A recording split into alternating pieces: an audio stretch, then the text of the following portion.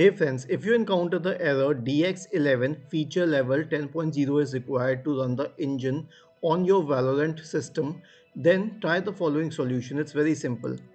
Search Google for DirectX and user runtime. I'll search it on Google.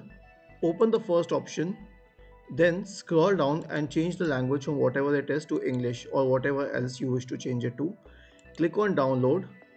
The DirectX end user runtime will download. Click on this option to execute the file. Click on next, and let it install. Once DirectX installs on your system, you will be able to use Valorant or play Valorant as you were playing it earlier.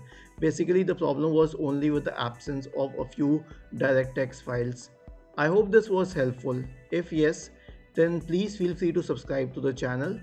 If it wasn't helpful, then please let us know in the comment section and we will investigate it further. Do not forget to subscribe to the channel. Thank you for watching this video and have a nice day.